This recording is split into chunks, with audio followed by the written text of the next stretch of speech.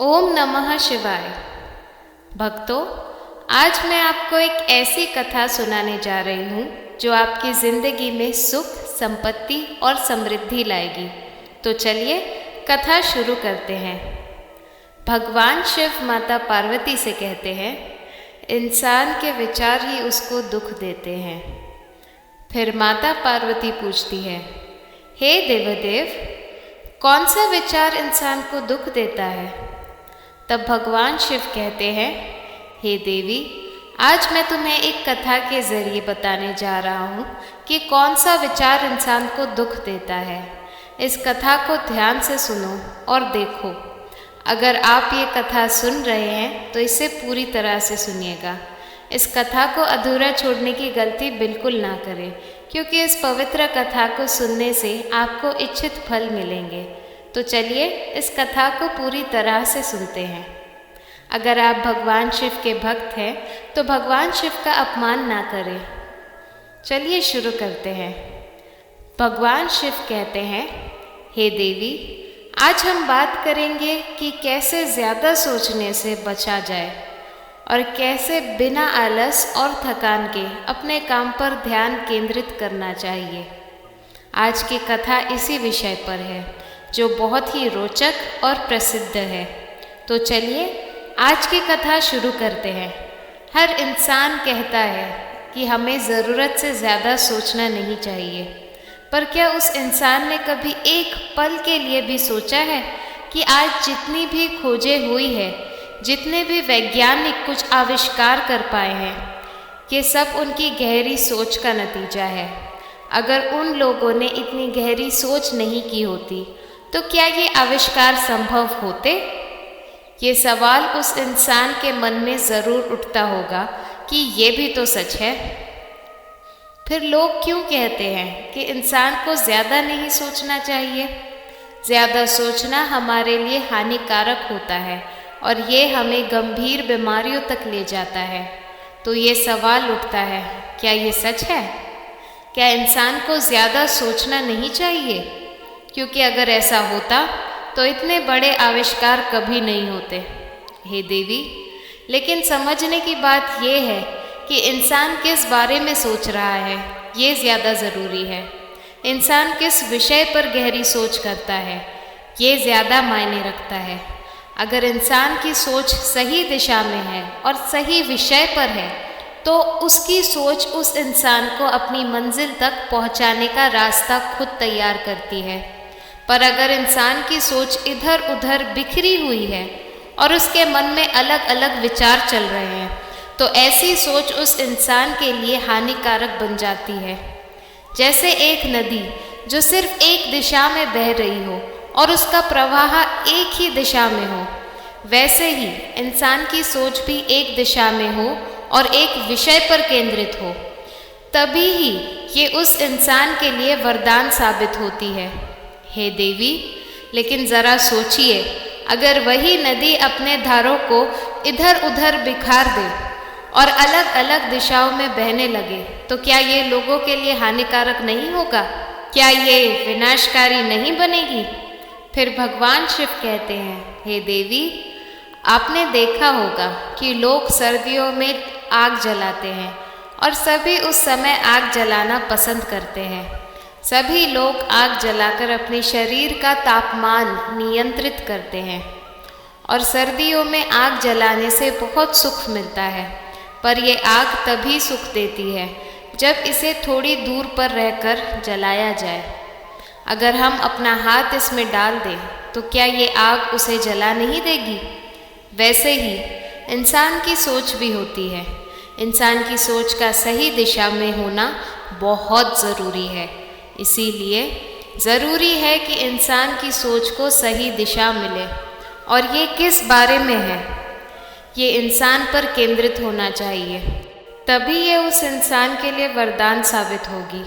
वरना अगर वो इंसान बिना वजह सोचने में व्यस्त रहे और उसकी सोच अलग अलग दिशाओं में जा रही हो तो ये उस इंसान के लिए श्राप साबित हो सकता है। इस बात को और अच्छी तरह से समझाने के लिए, हे देवी, आज मैं आपको एक कथा सुनाने जा रहा हूँ। इस कथा के ज़रिए आप जान पाएंगी कि इंसान को किस दिशा में और कैसे सोचना चाहिए।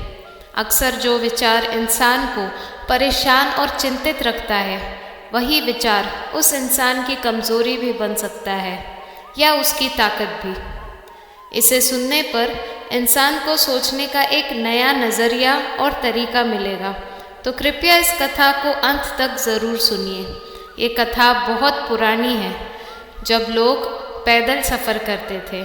उस समय लोगों के पास इतने साधन नहीं थे कि किसी साधन का उपयोग करके एक जगह से दूसरी जगह जा सके। जब किसी को एक शहर से दूसरे शहर जाना होता था तो वे लोग पैदल या घोड़ा गाड़ी का इस्तेमाल करते थे, जो उन्हें बहुत समय लगता था। अक्सर ये सफ़र 3 दिन लगे रहता था। उस वक्त एक छोटा सा गांव था जिसका नाम सैदपुर था। उस गांव में एक नौजवान भरत रहता था। भरत अभी जवान ही था, बस 21 साल का था, लेकिन वो बहुत मजबूत और शक्तिशाली था। उसमें जोश और उत्साह की कोई कमी नहीं थी। हर काम वो अपने पूरे मन, श्रद्धा और मेहनत के साथ करता था और अपने लक्ष्य को प्राप्त करने में सफल होता था। भरत का दिल किसी भी गलत काम को देखकर चुप नहीं रहता था। वो हमेशा अपनी आवाज़ उठाता था और गलत का विरोध करता था। जब तक सामने वाला अपनी गलती मान नहीं लेता या माफ़ी मांगने के लिए तैयार नहीं होता, भरत चुप नहीं रहता था। भरत की माँ का पहले ही देहांत हो चुका था। अब सिर्फ उसके पिता ही उसके घर में रहते थे, जो भरत से बहुत प्रेम करते थे और उसकी फितरत को अच्छी तरह से जानते थे। भरत की तेज प्रकृति के कारण उनके मन में हमेशा एक डर बना रहता था। उन्हें हमेशा ये चिंता रहती थी कि भरत कहीं अपनी जवानी में कोई गलत काम ना कर बैठे। जब भी भरत किसी दूसरे शहर से काम करने जाता तो उसके वापस आने में कई दिन लग जाते। भरत के घर ना आने तक उसके पिता चिंतित रहते थे। उनके मन में हमेशा ये विचार आता था कि कहीं कुछ गलत ना हो जाए। उन्हें ऐसी बहुत से विचार सताते रहते थे, जिनकी वजह से वो कभी कभी अपना भोजन तक भूल जाते थे। भरत के वापस आने तक उनका मन बेचैन रहता था और वो किसी बुरी खबर के डर में डूबे रहते थे। गांव के सभी लोग इस बात को अच्छी तरह से जानते थे। भरत के कुछ दुश्मन भी इस बात से वाकिफ थे कि उसके पिता उसकी चिंता में डूबे रहते हैं। एक दिन जब भरत एक शहर से दूसरे शहर अपने काम से गया हुआ था, उसके दुश्मनों ने इस बात का फ़ायदा उठाया। उन्होंने पूरे गांव में ये अफवाह फैला दी कि भरत का घोड़ा गाड़ी रास्ते में पलट गया और वो एक गहरे खड्डे में जा गिरा, जिससे उसकी मौत हो गई। ये खबर पूरे गांव में आग की तरह फैल गई और धीरे धीरे भरत के पिता के कानों तक पहुंच गई। जैसे ही भरत के पिता ने ये सुना, उनके पैरों तले ज़मीन खिसक गई और उन्हें समझ ही नहीं आया कि क्या करें। उनका इकलौता बेटा अब इस दुनिया में नहीं रहा। ये सोच उनके मन को पूरी तरह से तोड़ गई। वो अंदर से बिल्कुल टूट गए। उनकी आंखों से आंसू बह रहे थे। अचानक वो ज़मीन पर गिर गए और बेहोश हो गए। लेकिन अच्छी बात यह थी कि गांव के कुछ लोग आसपास ही थे। उन्होंने तुरंत उन्हें उठाया और अस्पताल ले गए। डॉक्टर ने उनकी जांच की और उन्हें दवाई दी, जो भरत के पिता की जान बच गई। लेकिन अभी भी उनके मन में वही विचार घूम रहा था। उनका दिल डूबा जा रहा था, क्योंकि उनके पास कोई ज़रिया नहीं था ये जानने का कि उनका बेटा कहाँ है और क्या हालत में है। दिन ब दिन उनकी तबीयत खराब होती जा रही थी। कुछ दिन बाद भरत अपने काम ख़त्म करके घर वापस आया और जब वो घर पहुंचा तो उसने सुना कि गांव में उसके पीछे क्या हुआ था। ये जानकर वो गुस्से से लाल हो गया। उसे पता था कि ये काम किसने किया है, लेकिन सबसे पहले उसने अपने गुस्से को शांत किया और अपने पिता के पास गया। भरत को देखकर उसके पिता खुशी से झूम उठे और उनकी सांस फिर से चलने लगी। उसके बाद भरत ने अपने पिता से कहा, पिताजी, किसने आपको ये बताया कि मेरी घोड़ा गाड़ी रास्ते में पलट गई थी और मैं गहरे खड्डे में गिर गया था, जिससे मेरी मौत हो गई? किसने ये झूठी खबर दी? उसके पिता ने कहा, बेटा, पूरे गांव में यही बात हो रही थी और मैंने भी सुना। मुझे नहीं पता ये कहाँ से आई और किसने कही, लेकिन जब से मैंने ये सुना मेरा दिल डूबा जा रहा था। मैं अंदर से बिल्कुल टूट गया था। मैं बस तुम्हें एक बार देखना चाहता था। ये देखना चाहता था कि तुम कैसे हो, कहाँ हो, तुम ठीक हो या नहीं। फिर भरत गुस्से से अपने पिता से बोला, पिताजी, मुझे पता है ये किसने किया है। मैं उन्हें अच्छी तरह जानता हूँ। ये मेरे दुश्मनों का काम है और मैं उन्हें कभी माफ़ नहीं करूँगा। मैं उन्हें सज़ा दूँगा। आप बस देखिए कैसे मैं उन्हें एक अंजाम तक पहुँचाता हूँ। और हाँ, आप बिल्कुल मुझे रोकने मत आइए। लेकिन भरत के पिता अपने बेटे की भलाई चाहते थे। वो नहीं चाहते थे कि भरत किसी बड़ी मुसीबत में फंस जाए। इसीलिए भरत के पिता ने अपने हाथ जोड़कर भरत से कहा, नहीं बेटा, मत जाओ, रुको। अगर तुम्हें कुछ हो गया तो मैं और सह नहीं पाऊँगा। मुझे पता है मैं कैसे इतने दिन तुम्हारे बिना गुजारे हैं। मेरी बात सुनो, मत जाओ। मैं तुम्हारे बिना जी नहीं सकता। मैं तुम्हारे आगे हाथ जोड़ता हूँ, मेरी बात सुनो, मत जाओ। अपने पिता को इस हालत में देखकर भरत भी रोने लगा और उसका सारा गुस्सा एक पल में शांत हो गया। भरत अपने पिता के लिए चिंतित होने लगा। उसने महसूस किया कि उसके पिता पहले जैसे नहीं रहे। उनकी स्थिति बदल गई थी और ये भरत को गहरा दुख पहुंचा रही थी। अपने पिता की भलाई के लिए चिंतित भरत ने फैसला किया कि उन्हें एक नज़दीकी शहर ले जाए जहां एक प्रसिद्ध वैद्य रहता था। वैद्य ने भरत के पिता का परीक्षण किया, उनकी नाड़ी देखी और पूरी जांच के बाद भरत से बोला, बेटा, तुम्हारे पिता को कोई शारीरिक रोग नहीं है, लेकिन फिर भी मैं तुम्हें कुछ दवाई दे रहा हूँ। ये कोई बीमारी नहीं है, बल्कि ज़्यादा सोचने का परिणाम है। ये ऐसी चीज़ है जो दवा से ठीक नहीं हो सकती। इसे व्यक्ति को खुद नियंत्रण करना पड़ता है। वैद्य के शब्दों को सुनकर भरत ने एक तरह से राहत महसूस की, लेकिन उसके साथ ही चिंता भी। वो अपने पिता को लेकर वापस घर आया, जबकि ये सुखद था कि उसके पिता को कोई गंभीर बीमारी नहीं थी। लेकिन भरत को अब एक नई समस्या का सामना करना पड़ा। उसके पिता की स्थिति उसके जीवन में एक बड़ा रुकावट बन गई थी, जो उसके व्यवसाय पर प्रभाव डाल रही थी। भारत का व्यवसाय ऐसा था जो उसे एक शहर से दूसरे शहर तक सफ़र करने की मांग करता था, लेकिन अपने पिता की कमज़ोर स्थिति के कारण वो अपने आप को उन्हें छोड़ने का मन नहीं बना सकता था।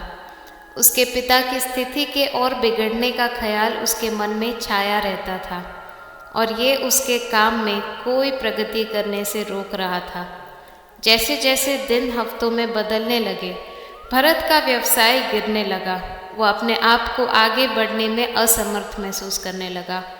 हर पल अपने पुत्र धर्म और अपने व्यवसाय कर्तव्यों के बीच उलझा हुआ था। उसके पिता का अधिक सोचना उसके जीवन में एक भारी बोझ बन गया था, जो भरत को अपनी ही जिंदगी में फंसा रहा था। उसके कई बार अपने पिता को आराम देने की कोशिश की, उन्हें भरोसा दिलाया कि सब कुछ ठीक हो जाएगा, लेकिन उसके पिता का मन चिंताओं में घिरा रहता था। बेटा, उसके पिता कहते, ये नहीं है कि मैं इन बातों के बारे में सोचना चाहता हूँ, लेकिन मेरा मन मुझे रोकने नहीं दे रहा। मैं हर उस बात के बारे में सोचता हूँ जो गलत हो सकती है, और जब तक मैं तुम्हें वापस देख नहीं लेता मुझे शांति नहीं मिलती। भरत समझता था कि उसके पिता की चिंताएं उचित थी, लेकिन उसके साथ ही वो ये भी समझता था कि एक व्यक्ति को अपने जीवन में अपने कर्तव्य पूरे करते रहना चाहिए। बिना क्रिया के जीवन स्थिर हो जाता है, और वही भरत के साथ हो रहा था। वो अटक गया था, आगे बढ़ने में असमर्थ, और उसका व्यवसाय गिरने लगा था। कोई भी उसे अब काम देना नहीं चाहता था, और स्थिति दिन पर दिन और भी गंभीर होती जा रही थी। एक दिन भरत का एक करीबी दोस्त उससे मिलने आया और बोला, मेरे दोस्त, मैं जानता हूँ तुम किस हाल से गुजर रहे हो। तुम्हारे पिता अधिक सोचने के बोझ से पीड़ित हैं, और इसका असर तुम दोनों पर हो रहा है। मैं तुम्हें सलाह देना चाहता हूँ कि तुम एक सन्यासी से मिलो जो पास के गांव में रहता है। उन्हें मानव मानसिकता के बारे में गहरा ज्ञान है और वो तुम्हारे पिता की समस्या का समाधान ढूंढने में मदद कर सकते हैं। मेरे विचार से तुम उन्हें ज़रूर मिलना चाहिए। भरत ने अपने दोस्त के सुझाव में एक छोटी सी आशा देखी। ज़्यादा वक्त नहीं गंवाते हुए उसने अपने पिता को उठाया और सन्यासी से मिलने चल पड़ा। जब वो लोग सन्यासी के आश्रम पहुँचे तो देखा कि सन्यासी गहरे ध्यान में था। भरत और उसके पिता चुपचाप उनके सामने बैठ गए। उनके ध्यान संपन्न होने का इंतज़ार कर रहे थे। कुछ समय बाद सन्यासी ने अपनी आंखें खोली और भरत और उसके पिता उनके चरणों में झुके। सन्यासी ने उन्हें देखा और पूछा, तुम यहाँ क्यों आए हो? भरत ने सन्यासी को सब कुछ समझा दिया, अपने पिता की चिंताएं और इसका उनके जीवन पर होने वाले प्रभाव के बारे में बताया। सन्यासी ने ध्यान से सुना और फिर बोले, हम इंसान अक्सर अपनी बुद्धि की शक्ति को समझने में असमर्थ होते हैं। ये हमारी सबसे बड़ी मित्र हो सकती है या हमारी सबसे बड़ी शत्रु। तुम्हारे पिता की समस्या शारीरिक नहीं है, यह उनके मन में है। वैद्य बिल्कुल सही थे। ज़्यादा सोचने से कोई बीमारी नहीं होती, लेकिन अगर इस पर लगाम नहीं लगाई तो ये बीमारी बन सकता है। जब एक व्यक्ति अपने विचारों पर नियंत्रण खो देता है तो वो अपनी जिंदगी पर नियंत्रण खो देता है। भरत, जो एक समाधान के लिए तरस रहा था, सन्यासी से विनती की, महाराज, मैं आपके पास उत्तर की तलाश में आया हूँ। अगर आप मेरे पिता की मदद कर सके तो मैं हमेशा आभारी रहूँगा। कृपया मुझे बताएं कि हम क्या कर सकते हैं ताकि उन्हें इस बोझ से मुक्त कर सके।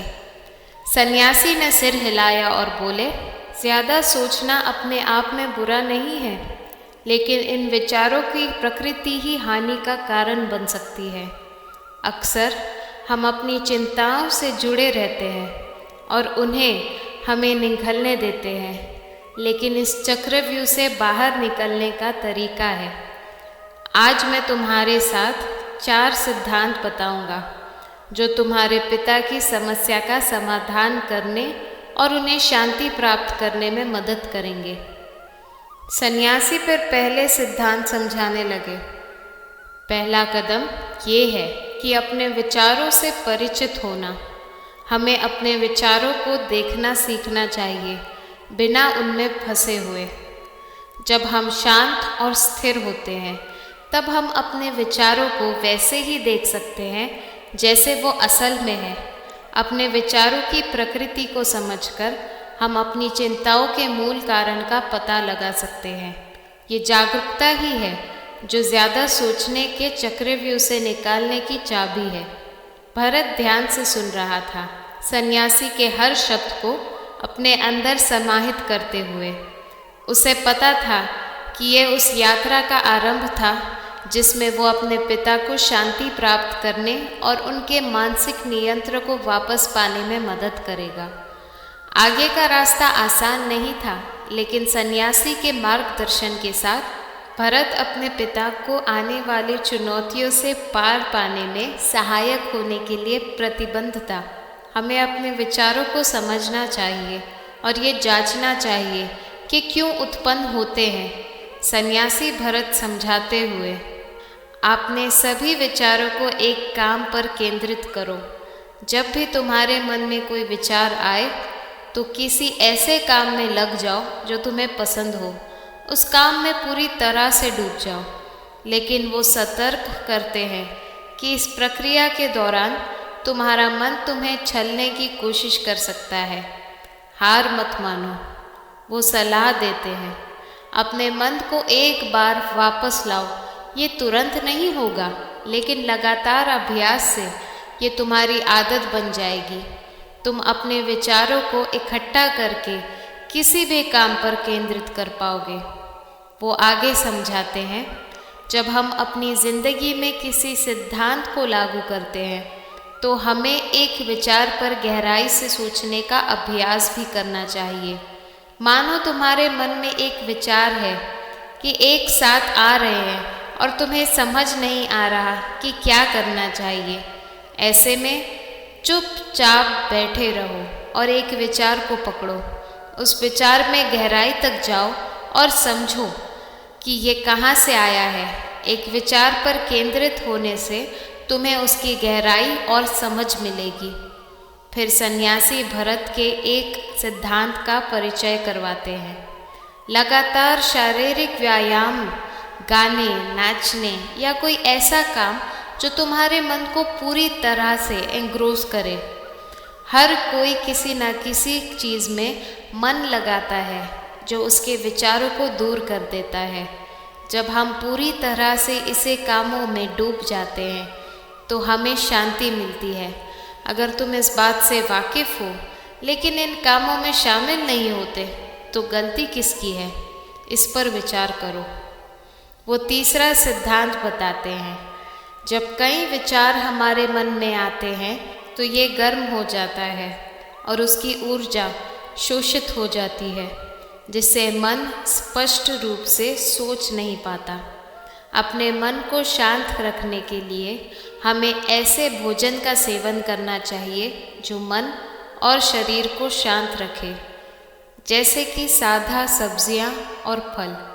इससे हमारा मन शांत होता है और हम ज़्यादा स्पष्टता से सोच और समझ पाते हैं।